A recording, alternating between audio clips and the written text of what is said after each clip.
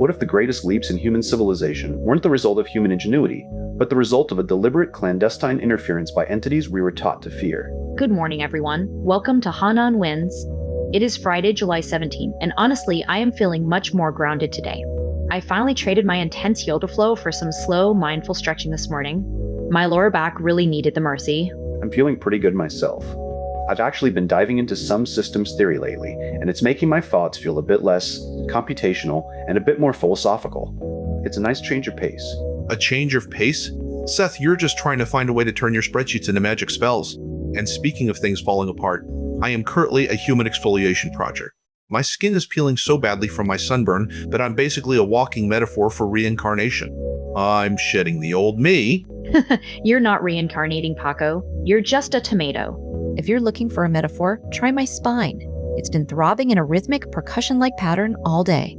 I've spent most of my morning contemplating the legalities of adopting a cactus. At least a cactus doesn't have a nervous system that demands attention. Well, since we're all here and mostly intact, let's get into it. We're moving away from the light today. We're looking at the shadows.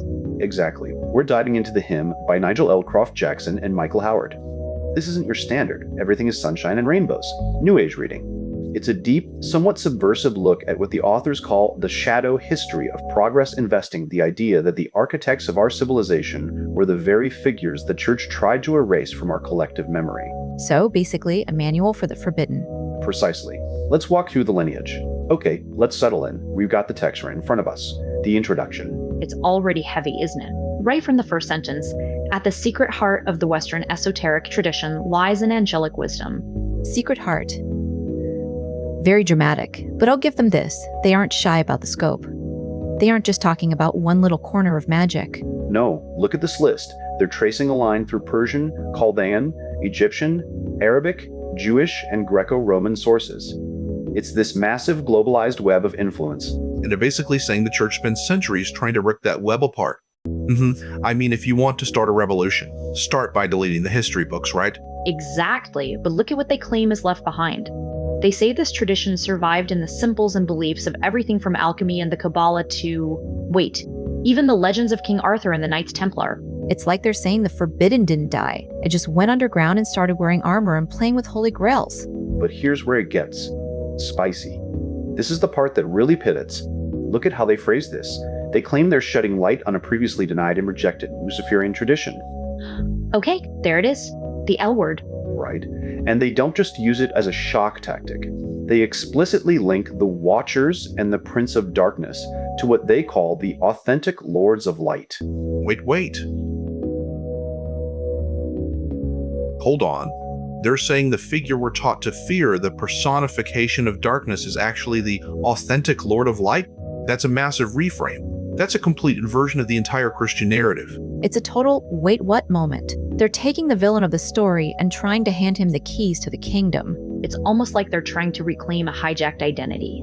And they go even deeper. They start listing these heavy hitters. The cult of Yazans, the Gnostic myth of Gregory, the race of giants from a pre-flood era.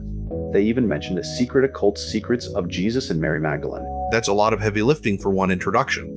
They're basically throwing every controversial piece of the puzzle on the table at once to see what sticks. Or to see who gets burned. But look at the why here.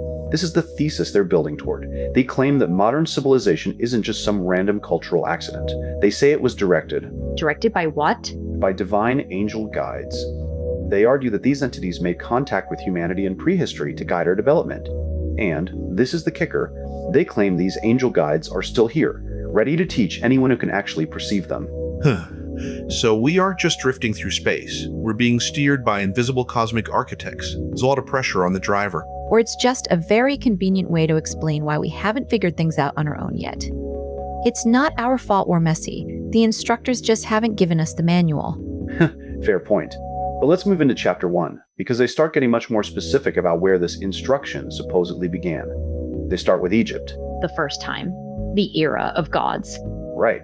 They mention these Shemsu Heru, the followers of Horus. They describe them as a divine retinue that existed in a first time before actual history even began.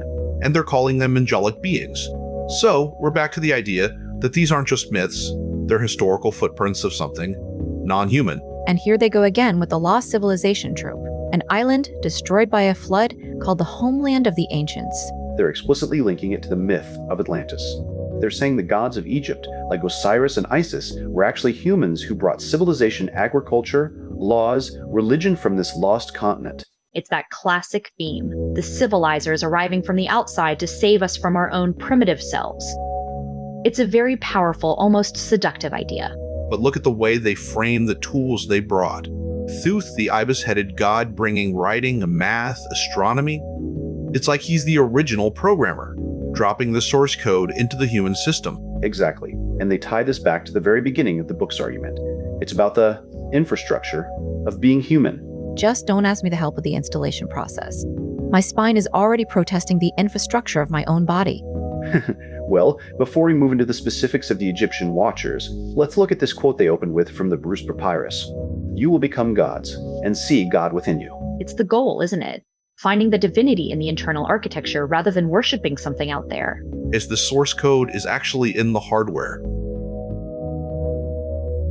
Man, I really need to stop thinking about my sunburn as a software update. Okay, so we're moving into chapter 1. And right away, the authors tackle this idea that Egyptian religion wasn't just primitive superstition. They argue that those animal-headed gods, they were actually educational tools used by priests. Wait, so like a visual aid for the masses? Exactly. Look at how he describes the ibis. The ibis spends its life at the riverbank fishing with that long beak. The authors say this symbolizes Thoth, gathering and comparing fragments of wisdom. So the god isn't just a bird. He's a biological metaphor for data processing that's actually surprisingly sophisticated for a primitive culture. And then you've got the jackal, Anubis, digging through graves. The text says it symbolizes the god guiding the dead through the underworld. It's like they were using nature to encode complex theological functions. Right, but then, and here's where the shadow history really starts to bleed through. Connects Osiris to the cosmic fire brought to Earth. But then he pivots. He says that in the Luciferian tradition, Osiris is actually an embodiment of the archangel known as the Lightbringer. There it is again, the Lightbringer. And he links him to Azazel, the leader of the fallen Watchers.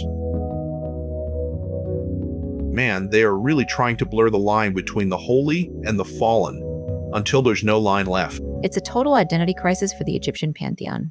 It gets even messier. He starts moving from Egypt to Babylon, then to Persia. He claims that Jewish angelology, a whole system of archangels we recognize, was significantly expanded and enriched during the Babylonian captivity. Because they were exposed to Mesopotamian astrology? Precisely. And then this is the part that ties it all together. He brings in the Persians. He says when Cyrus the Great ended the Babylonian exile, the Jewish culture began assimilating many features of the spirituality of the Magi of Iran. So the pure tradition is actually a massive ancient remix. A remix with a lot of uncredited samples. Well, look at the three Magi in the New Testament. Most people think of them as just wise men following a star. But the authors point to an apocryphal text, the infancy gospel of Jesus, and say these Magi were actually Zoroastrians. They even claim they performed a ritual of fire worship by burning the infant's swaddling clothes. That's wild. They're literally saying the nativity scene is flavored by Persian fire cult practices. It's like the authors are saying, you think you know the story, but look at the ingredients. And they go even further. They claim that the very names of Jewish archangels Gabriel, Raphael, are actually Persian structures, modeled after the Amesha Spenta, the immortal benefactors of the Zoroastrian faith. Wait, what? You're telling me Gabriel isn't just a Hebrew name, but a linguistic echo of an Iranian celestial hierarchy? That's exactly what they're saying. They argue the Jewish spirit took these Persian immortal types, the Amesha Spenta, and integrated them with Babylonian planetary gods. So the secret architecture of the Bible is actually built on a Persian foundation. It's like finding out your favorite modern song is actually just a heavily processed sample of a 1,000-year-old folk tune. And they list the actually hierarchy. Bohumena, good mind. Asha, Vasisha, highest truth. Spenta are mighty, merciful thought. He even says Spenta Armidi is the female angel of the earth, the Plutarch identified as Sophia, or wisdom. So we have this massive, interconnected web of immortals moving from Persia to Babylon to Israel. It's not a series of isolated religions.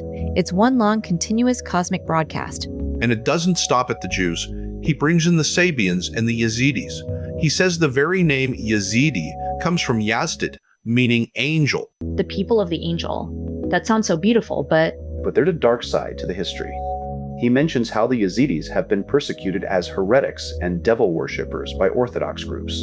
He even links them to the Nestorian Christians, that heretical sect that was kicked out of Byzantium. So the shadow history isn't just a theory. It's a literal list of people who were hunted for holding on to these forbidden connections. It's heavy, man. The authors are basically saying that if you want to find the truth, you have to look at the people the history books tried to erase. And that's exactly where we're heading. Let's see if we can find where these threads actually meet in the next section. Okay, let's pick it back up. We were just talking about how these threads, Persian, Jewish, Mesopotamian, all start to knot together in the Yazidi tradition. And it's getting so much more visceral. I mean, the text is saying they didn't just inherit ideas, they kept these ancient physical habits. Like they still treat stones and trees as oracles. Because they think spirits live in them. It's animism, plain and simple. But it's fascinating. They use water from holy springs to heal. It's like the environment itself is a pharmacy for them. But look at how they connect it to the Sabians. The text says the Sabians were star worshippers, looking at the 7 planets through the lens of angels. And they believed the creator was one, but showed himself through these different forms. Right, and that's a massive bridge to the idea we discussed earlier, the source code being distributed. They believe the divine power can be found in the hearts of the righteous because the human body, when perfected, is a temple for the spirit. That sounds so much like the Tantra I was practicing this morning. That idea that the physical is the gateway to the divine, not a barrier. So, to summarize, the ancestors of the Yazidis are the descendants of a biological accident involving worms, clay, and a very specific type of seed, all overseen by a peacock-shaped angel who refuses to bow to humans. Well, stay with me because the text is about to get really controversial. It brings in a quote from the traveler William Dalrymple. He calls the Yazidi religion something esoteric, possibly a branch of Gnostic Christianity or a heretical Muslim sect. And then here it is. He uses the name Lucifer. He says Lucifer, after extinguishing the flames of hell with his tears of repentance, was forgiven and restored as the supreme angel, Melek Taus.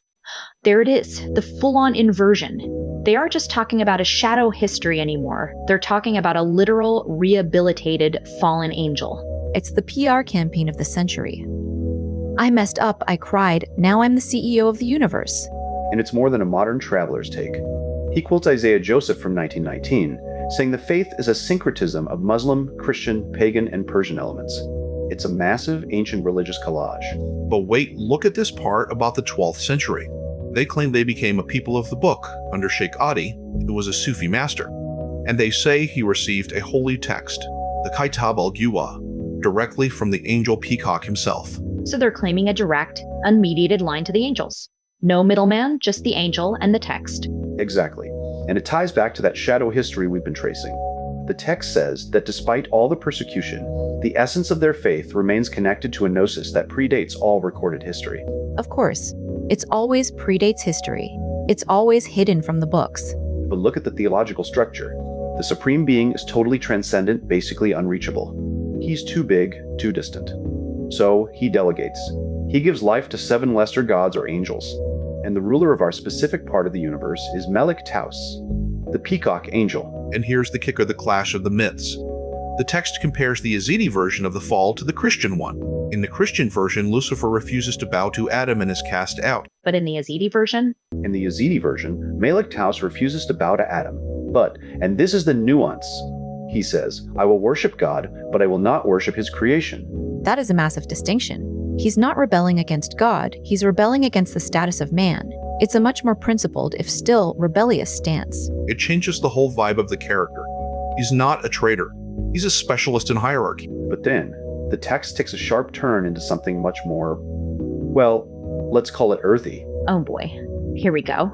It describes an alternative creation story for Adam and Eve. It says Eve was created from Adam's shoulder, and then they start arguing about how to populate the human race.